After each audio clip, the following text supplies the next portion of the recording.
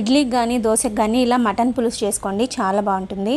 ముందుగా ఇలా మిక్సీ జార్లోకి తెల్లగడ్డలు, అల్లము, కొత్తిమీర, టమాటో, ఎర్రగడ్డ ఇవన్నీ వేసి ఇలా గ్రైండ్ చేసుకోవాలి. ఇప్పుడు ఇందులో ధనియాల పొడి, చిల్లీ పౌడరు, కొద్దిగా పసుపు, కొద్దిగా గరం మసాలా ఇవన్నీ వేసి మళ్ళీ ఇంకొకసారి గ్రైండ్ చేసుకోవాలి. ఇప్పుడు కుక్కర్లో కొద్దిగా ఆయిల్ వేసి ఇందులో కొన్ని ఆవాలు వేసి ఆవాలు కొంచెం బాగా వేగిన తర్వాత మనం గ్రైండ్ చేసి పెట్టుకున్న మసాలా ఇంకా కొద్దిగా కరివేపాకు వేసుకుని మసాలా మంచిగా ఫ్రై చేసుకోవాలండి. పచ్చివాసన పోయేంత వరకు బాగా ఫ్రై చేసిన తర్వాత ఇప్పుడు నీట్గా కడిగి పెట్టుకున్న మటన్ కూడా వేసి రుచికి సరిపడినంత ఉప్పు కూడా వేసుకుని ఇంకా ఇందులోనే కొద్దిగా మటన్ మసాలా పౌడర్ కూడా వేసి ఈ మటన్ కూడా కొద్దిసేపు వేగిన తర్వాత ఇప్పుడు తగినన్ని నీళ్లు పోసి కుక్కర్ క్లోజ్ చేసి 4 విజిల్ పెట్టేసామంటే మటన్ పులుసు రెడీ అయిపోతుంది. ఇండెక్స్ వ్యాలీ నుండి ఈ ప్రెషర్ కుక్కర్ తీసుకున్నానండి. ఇదైతే స్టెయిన్లెస్ స్టీల్ ట్రైప్లే కుక్కర్ అనమాట. చాలా బాగుంది.